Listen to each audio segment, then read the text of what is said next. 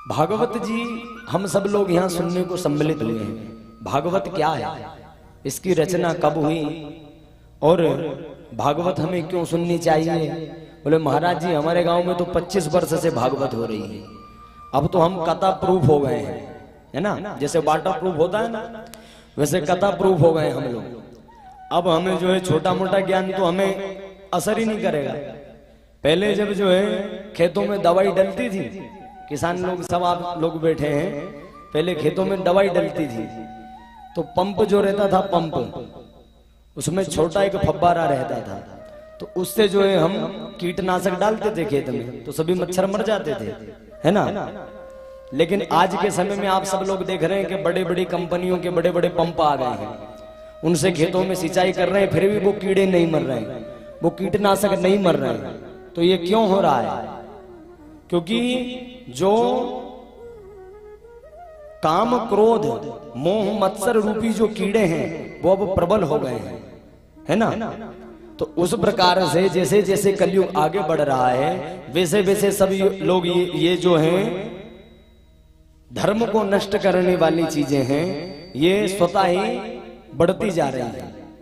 तो अब जैसे बड़ा फब्बारा चला करके हमें उन कीटनाशक छिड़क करके उनको सबको कीड़ों इत्यादि को दवाई डाल करके और नष्ट करना पड़ रहा ना, उसी प्रकार से अब यहाँ कथा में केवल ऐसा नहीं कि पहले एक सत्यनारायण की कथा हुई और लीलावती थी और कलावती थी और उनने प्रसाद लिया, उनने प्रसाद नहीं लिया, कथा हो गई पूरी और भगवान सत्यनारायण की जय, प्रसाद लेकर के अपने घर गए, उतने में कल्याण हो गया।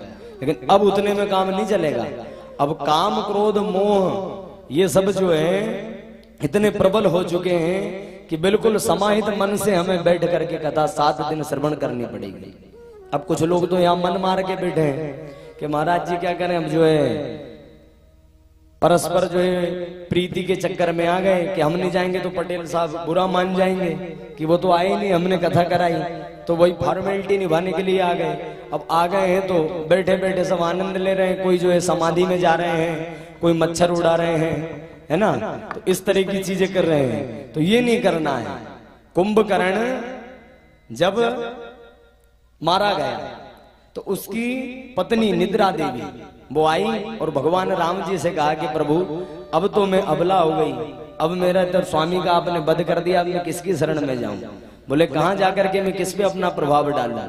तो राम जी ने कहा कि आप एक काम करो, अब जहां कहीं भी कथा पूजन भजन होता हो और उस कथा पूजन भजन में जाना और जो भगवान की जयकार नहीं लगाए, तन्मयता पूर्वक भगवान का कथा श्रवण नहीं करे, उनके मस्तक पे जाकर के आप बैठ जाओ और उनके समस्त पुण्यों का हरण करके और आप उनको जो समाधि में ले जाओ। तो वो निद्रा देवी आ करके अब यहाँ बैठने लगी कथाओं में तब से।